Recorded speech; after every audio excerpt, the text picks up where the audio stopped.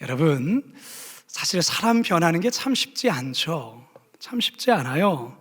그런데요, 사람이 바뀔 때가 있습니다. 달라질 때가 있어요.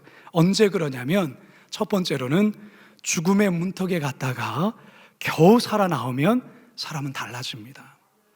두 번째는요, 예수님을 아주 뜨겁게 만나게 되면 사람이 변하게 되어 있어요. 세 번째는 성령으로 충만하게 되어지면 사람은 바뀌게 되어 있습니다. 오늘 우리가 대하는 본문에서 사울이 그렇습니다. 여러분, 사울이 사실 죽다 살아났어요. 그리고 빛 가운데 찾아오신 예수님을 뜨겁게 만나게 되죠. 아나니아의 안수기도로 성령 충만함을 받습니다. 그래서 사울은 변하게 됩니다. 어느 정도로 변했느냐? 복음에 미칠 정도로 변합니다. 핍박자였던 그가 복음에 미쳤다는 이 말, 여러분, 이게 무엇을 의미하는 걸까요? 우리 이제 본문으로 들어가서 함께 그의 변한 모습을 살펴보기를 원하는데요, 오늘 말씀 속에서 저와 여러분을 향한 하나님의 살아계신 음성 듣게 되길 주님의 이름으로 축원합니다. 첫 번째 따라하겠습니다. 다메섹에서의 사울. 두 눈이 실명되어 앞을 전혀 보지 못했던 사울은 아나니아의 안수로 다시 보는 은총을 입게 됩니다. 그러자 그는 이전과는 완전히 다른 사람으로 바뀝니다. 제일 먼저 사울은 다메섹에 있는 여러 회당으로 즉시로 달려가 유대인들을 향해 예수가 하나님의 아들이라는 것을 밝힙니다. 20절 함께 읽습니다. 시작. 각 회당에서 예수가 하나님의 아들이심을 전파하니. 이 같은 놀라운 변화에 다메섹에 있는 유대인들이 너무나도 큰 충격을 받습니다. 21, 22절입니다. 시작. 듣는 사람이 다 놀라 말하되 이 사람이 예루살렘에서 이 이름을 부르는 사람을 멸하려던 자가 아니냐. 여기 온 것도 그들을 결박하여 대제사장에게 끌어가고자 함이 아니냐 하더라. 사울은 힘을 더 얻어 예수를 그리스도라 증언하여 다메섹에 사는 유대인들을 당혹하게 하니라. 여러분, 사울의 변화는요, 점진적인 변화라기보다는 급진적인 변화였습니다. 동시에 아주 극단적인 변화였습니다. 그는 박해자에서 전도자로 변화했고 바리새인에서 그리스도의 제자로 바뀐 겁니다. 그렇기 때문에 그를 아는 사람들은 대단히 큰 충격을 받았던 겁니다. 여러분, 우리도 가끔 살아가다가 주변에서 갑자기 달라진 사람을 대할 때에 우리가 굉장히 좀 당황하고 놀랄 때가 있지 않습니까?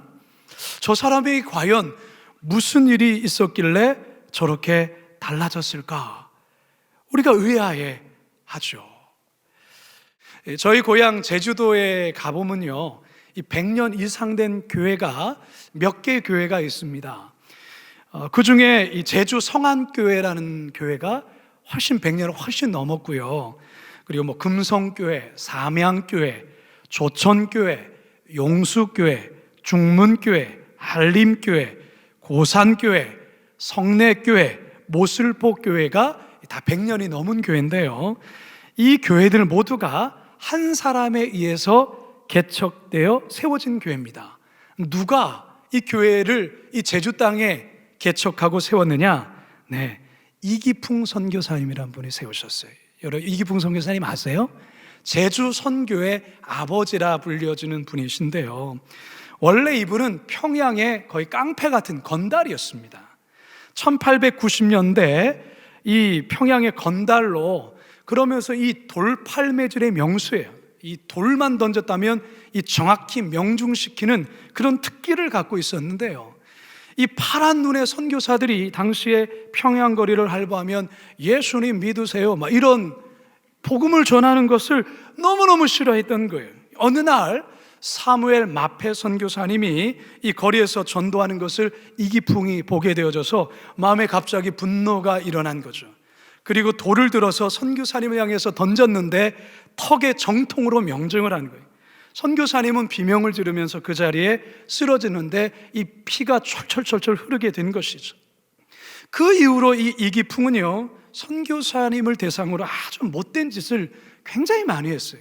심지어는 이 산정현 교회가 이 건축될 때, 이 지어질 때에 그곳에 와서 막 행패를 부리고 교회를 부서뜨리기도 하고 그런 못된 짓을 했던 것이죠. 그런데 어느 날 이분이 잠을 자다가 꿈을 꿨는데요, 꿈속에 가시면류관을 쓰시고 피를 흘리는 예수님이 나타나시고는 기풍아, 기풍아, 어찌하여 나를 핍박하느냐? 너는 나의 증인이 될 사람이다 라는 아주 신기한 꿈을 꾸게 됩니다. 이기풍은 비명을 지르면서 잠에서 깨어나게 되는데요, 그동안 자신이 선교사님에게 행했던 그 몹쓸 짓에 대해서 아주 크게 후회를 하면서 결국 회개하고 이 이기풍이 예수님을 영접하게 됩니다. 자, 그런데 이 사람이 놀랍게 변합니다. 열정적인 전도자로 바뀌어요. 사람을 만날 때마다 예수 믿어야 됩니다, 예수 믿고 천국 가십시다, 이렇게 전도자로 바뀐 거예요. 그러는 가운데에 이 사람이, 이기풍이 평양신학교에 입학을 하면서 1기 졸업생이 되는데요, 여러분 저기 사진에 보면 7분의 1기 평양신학교 졸업생들이 있습니다. 첫 번째 줄에서 두 번째 동그랗게 젖은 분이 바로 이기풍 선교사님이에요. 이분이 이제 제주도 선교로 헌신하고 소원하고 이 제주 선교에 평생의 삶을 드리게 되는데요, 저 사무엘 마페 선교사님 저 턱을 보십시오. 뭐가 움푹 패여 있죠? 저게 바로 이기풍 선교사가 만든 작품입니다. 그때의 돌에 맞아서 패인 게 저렇게 이제 남아 있는 것이죠. 여러분, 선교사님을 박해하고 교회를 때려 부수고 행패를 부렸더니 깡패였던 이기풍이 전도자, 선교사 이기풍으로 바뀐 이유가 무엇입니까? 그것은 오늘도 살아 역사하시는 예수님, 그 주님을 뜨겁게 만났기 때문에 변화된 줄로 믿습니다. 다메섹에서의 사울 또한 그랬습니다. 그가 핍박자에서 복음 전도자로 이렇게 변하게 된 것은 빛 가운데 찾아오신 그 예수님을 뜨겁게 만났기 때문인 것이죠. 그렇다면 여러분은 어떻습니까? 여러분도 예수 그리스도를 뜨겁게 만나셨지요? 이렇게 대답이 적습니까? 여러분도 변화되셨지요? 그렇습니다. 여러분들 또한도 다메섹의 사울처럼, 평양의 건달 이기풍처럼 예수님을 뜨겁게 만나 변화되어 이 자리에 있는 줄로 믿습니다. 혹시나 아직도 저는 잘 모르겠어요 라고 하시는 분이 계시다면 이 시간 예배 가운데 오늘도 살아 역사하시는 예수님 뜨겁게 만나 되시길 바랍니다. 뿐만 아니라 말씀과 그리고 기도와 찬양 중에 임하시는 성령님으로 말미암아 충만케 되심으로 변화된 삶을 살아가시는 저와 여러분 되길 주님의 이름으로 축원합니다. 두 번째 따라하시죠. 예루살렘에서의 사울. 오늘 우리가 읽은 이 사도행전 본문에서는 언급되어 나오지는 않는데요, 이 갈라디아서 1장을 보게 되면 이 사울이 다메섹에 있다가 잠시 다메섹을 떠나 아라비아로 갔다가 다시 다메섹으로 돌아왔다는 내용이 담겨져 있어요. 그리고 3년 후에 예루살렘으로 올라가는 내용이 쓰여 있는데요, 갈라디아서 1장 17절 18절 함께 읽습니다. 시작. 또 나보다 먼저 사도된 자들을 만나려고 예루살렘으로 가지 아니하고 아라비아로 갔다가 다시 다메섹으로 돌아갔노라. 그 후 3년 만에 내가 게바를 방문하려고 예루살렘에 올라가서. 자, 이 갈라디아서 본문을 통해서 보면 사울은 다메섹에서 나름 긴 시간 동안 전도자의 사명을 감당했다는 것을 알 수 있습니다. 하지만 다메섹에서 더 이상 전도 활동을 할 수 없게 됩니다. 그 이유는 이 열성 유대인들이 사울을 죽이기로 결의합니다. 23절과 24절입니다. 시작. 여러 날이 지나매 유대인들이 사울 죽이기를 공모하더니 그 계교가 사울에게 알려지니라. 그들이 그를 죽이려고 밤낮으로 성문까지 지키거늘. 아멘. 여러분, 누가 누구를 죽인다는 겁니까? 유대인들이 지금 사울을 죽이겠다라고 이 난리를 치는 거죠. 근데 여러분, 참 아이러니하지 않습니까? 원래 사울이 이랬던 자예요. 무슨 말입니까? 지금 유대인들이 사울을 죽이려고 하는 것처럼 얼마 전까지만 해도 사울이 그랬다니까요. 그런데 이제는 입장이 바뀐 거죠. 입장이 바뀌었어요. 열성 유대인들이 사울을 죽이려 하고 있습니다. 결국 다메섹 교회 제자들이 사울을 안전하게 보호하기 위해서 그를 피신시켜야겠다 결심을 하게 됩니다. 그래서 늦은 밤 사울을 광주리에 담아서 성 밖으로 이제 달아내리게 되는데요. 25절입니다. 시작. 그의 제자들이 밤에 사울을 광주리에 담아 성벽에서 달아내리니라. 자, 여기서 그의 제자들이, 이 그의 제자들이란 과연 누굴까요? 몇 가지 의견들이 있습니다. 근데 그 가운데서 하나는 아마도 이 다메섹에 이 사울에 의해서 복음을 듣고 기독교로 개종한 헬라파 유대인들이었을 것이다 라는 그 가능성에 대한 의견이 있습니다. 저도 그렇게 생각이 됩니다. 사울이 다메섹에 있는 동안에 복음을 전하고 이 복음에 감동돼서 변화된 자들이라는 것입니다. 자, 사울이 그들의 도움을 받아서 이제 야반도주하고 어디로 가냐면 예루살렘으로 가게 됩니다. 자, 그런데 여기서 한 가지 재미있는 해프닝이 벌어지게 되는데요. 예루살렘 교회 성도들이 사울을 가까이 하려 하지 않습니다. 왜 그랬을까요? 26절입니다. 시작. 사울이 예루살렘에게 가서 제자들을 사귀고자 하나 다 두려워하여 그가 제자됨을 믿지 아니하니. 이 예루살렘에 있는 성도들이 믿지 않는 거예요. 아니, 믿을 수가 없는 거예요. 사울이 그리스도의 제자가 됐다는 것을 믿을 수가 없는 겁니다. 왜 그럴까요? 예루살렘 성도들은 이 사울이 엄청나게 교회를 핍박하고 박해한 이 공포의 대상이었거든요. 그런데 그가 예수를 믿는다고? 그리스도의 제자가 되었다고? 믿을 수 없어. 이런 분위기예요. 이런 분위기예요. 참 난감하죠. 사울의 입장에서는. 자, 그런데 여러분, 이 난감한 상황 속에 사울이 정말로 변했습니다. 사울이 그리스도의 제자가 되었습니다 라고 보증을 쓰는 한 사람이 등장합니다. 그게 누구냐? 바나바라는 사람입니다. 바나바. 우리 27절입니다. 시작. 바나바가 데리고 사도들에게 가서 그가 길에서 어떻게 주를 보았는지와 주께서 그에게 말씀하신 일과 다메섹에서 그가 어떻게 예수의 이름으로 담대히 말하였는지를 전하니라. 여러분이 바나바라는 사람이 참 귀한 사람이에요. 모두가 사울을 두려워한 거예요. 의심의 눈초리로 보는 거예요. 아니, 어떻게 사울이 바뀔 수 있지? 어떻게 사울이 변할 수 있지? 이렇게 다들 생각하는 거예요. 사도들조차 두려워하는 거예요. 그때에 이 바나바가 사울을 변호하면서 직접 보증을 쓰고 있는 거예요. 여러분이 바나바라는 이름의 뜻이 뭐냐면 위로자라는 뜻이에요. 위로자.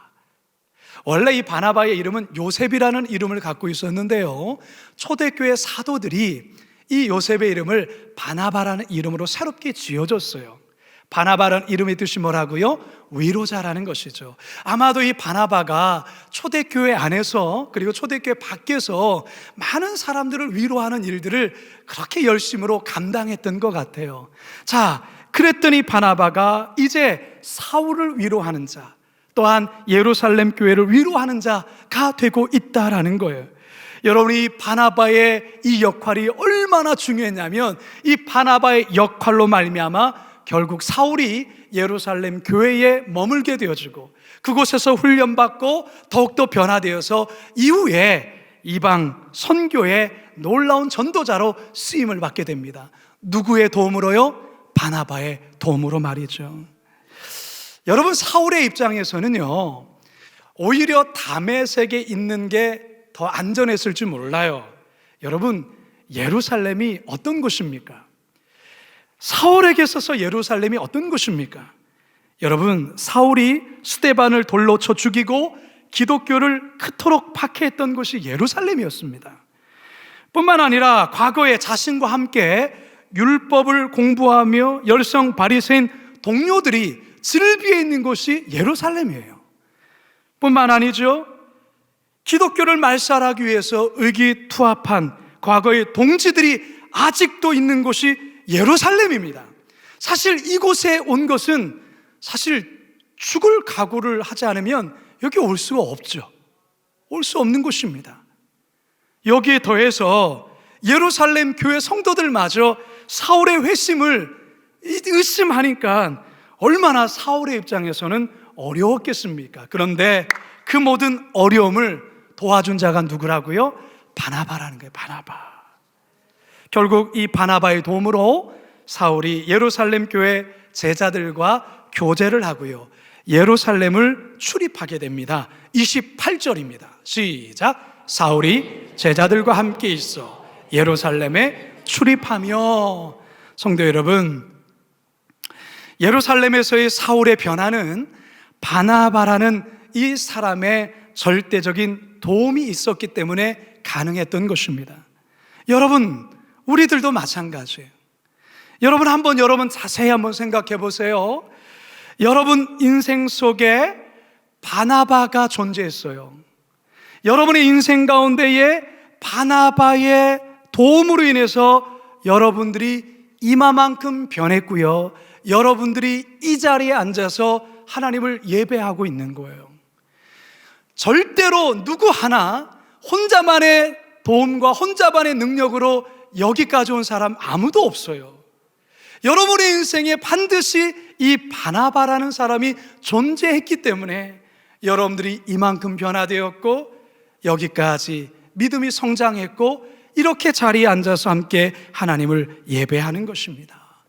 여러분의 바나바 누굽니까? 한번 생각해 보세요. 그분에게 꼭 감사하실 수 있기 바랍니다. 더불어서 우리에게 준 또 하나의 숙제가 있죠. 이제는 여러분이 바나바가 되어야 합니다. 누군가를 변화시키는 데 있어서 여러분들이 바나바가 되어야 돼요. 그래서 정말로 내가 바나바가 되어서 정말로 변화시키는 데에 내가 이 사명 감당해 보리라. 교회에서든 직장에서든 가정에서든 내가 바나바가 되리라 다짐할 수 있기를 바랍니다. 그리하여서 내 자신이 변화된 것뿐만 아니라 우리 주변에 많은 영혼들을 변화시키는데 쓰임받는 우리 모두가 되기를 주님의 이름으로 축원합니다. 마지막 세 번째 따라 하시겠습니다. 다소에서의 사울. 바나바의 이 도움으로 사도들과 교제하게 된 사울이요, 다메섹에서 했던 것처럼 예루살렘에서도 예수가 하나님의 아들이라는 사실을 이제 담대히 선포하게 됩니다. 여러분, 예루살렘이 어떻게 됐을까요? 발칵 뒤집힙니다. 발칵 뒤집혀요. 특히 사울이요, 헬라파 유대인들과 변론을 하게 되는데요, 이 사울의 이 논리와 지혜와 그리고 율법에 대한 통찰을 이 헬라파 열성 유대인들이 당해내지를 못합니다. 그러자 이 헬라파 유대인들이 사울을 죽이려고 합니다. 자, 29절입니다. 29절 시작. 또 주 예수의 이름으로 담대히 말하고 헬라파 유대인과 함께 말하여 변론하니 그 사람이 죽이려고 힘쓰거늘. 자, 여러분, 이 사울의 모습이 사도행전 6장에 가시면 스데반 집사의 모습과 너무 똑같습니다. 한번 보실까요? 사도행전 6장 9절과 10절 함께 있습니다. 시작. 이른바 자유민들 즉 구레네인, 알렉산드리아인, 길리기아와 아시아에서 온 사람들의 회당에서 어떤 자들이 일어나 스데반과 더불어 논쟁할세 스데반이 지혜와 성령으로 말함을 그들이 능히 당하지 못하여. 그렇습니다. 똑같죠? 사울의 지혜와 사울의 변론을 당해내지는 못하는 거예요. 여러분, 스데반이 결국 어떻습니까? 열성 유대인들이 거짓 증인들을 내세워서 스데반을 죽였죠. 그 스데반을 죽이는데 앞장섰던 사람이 누구였어요? 사울이었죠. 그런데 지금 이제 열성 유대인자들이 사울과의 변론을 이기지를 못하니까 이제 사울을 죽이려 하고 있습니다. 이에 바나바를 비롯한 사도들이 사울의 신변을 걱정하면서 그를 황급히 그의 고향 다소로 보냅니다. 30절입니다. 시작.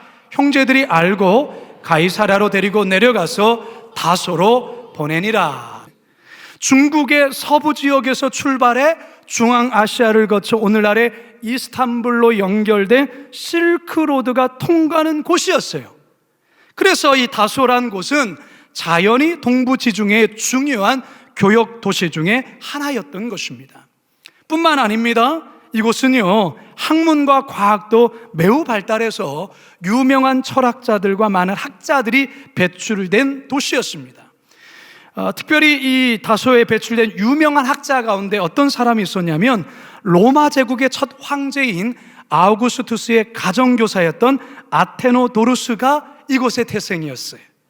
이처럼 상업과 교역, 그리고 학문과 철학, 과학이 발달한 이 다소에서 누가 태어났다고요? 사울이 태어났어요. 이 사울이요, 할아버지 덕에 태어나면서부터 그는 로마 시민권자가 되었어요. 그리고 부유한 부모님 댁에 그는 어릴 때부터 다소에서 많은 배움을 받으며 그 배움을 누리며 성장합니다. 그리고 예루살렘에 유학까지 오게 된 거죠. 예루살렘에 유학까지 왔습니다. 그런데 그랬던 사울이 변화되어서 이제 복음 전도자가 되어서 그의 고향인 다소로 다시 돌아오게 된 것입니다. 이 사울이요, 사도행전 11장에 가보면 바나바가 이후에 안디옥 교회 사역을 위해 사울을 부릅니다. 동역자로 사울을 부르는데 부르기까지 그가 수년 동안 이 다소에서 지내게 되는데요, 다소에 머물게 된 이 사울, 여러분 무엇했을까요? 사울이 거기서 놀고 먹고 그냥 그랬을까요? 아니죠. 다메섹에서 그랬던 것처럼, 예루살렘에서 그랬던 것처럼 그는 고향 다소에서도 예수님의 복음을 증거했을 거예요. 사울은 가장 먼저 고향에 계신 부모님에게 복음을 전했을 것입니다. 그리고 형제들과 일가 친척들에게도 예수님이 하나님의 아들 되심을 전했을 거예요. 어쩌면 하나님은 이 사울에게 가족 구원을 위해 이곳 다소로 보냈는지도 모릅니다. 일가 친척의 구원을 위해서 말이죠. 성도 여러분, 다메섹에서의 복음 전도도 중요하고 예루살렘에서의 복음 전도도 중요합니다.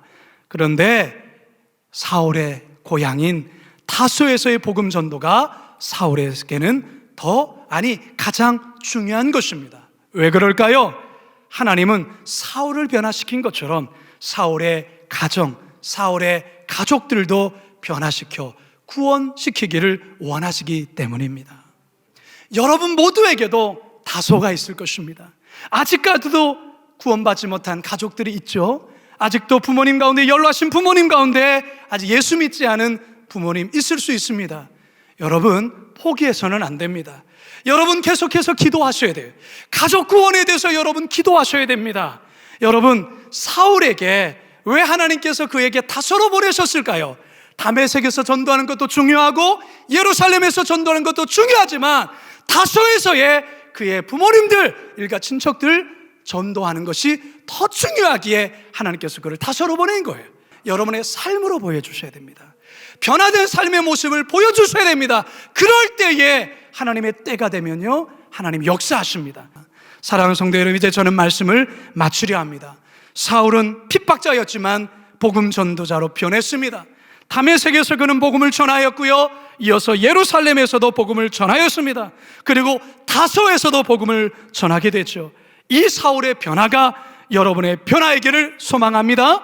그래서 많은 이들을 변화시키시고 무엇보다도 여러분의 가정을 복음으로 변화시켜 꼭 천국을 이루시는 복된 인생, 복된 성도들 다 되시길 주님의 이름으로 축원합니다.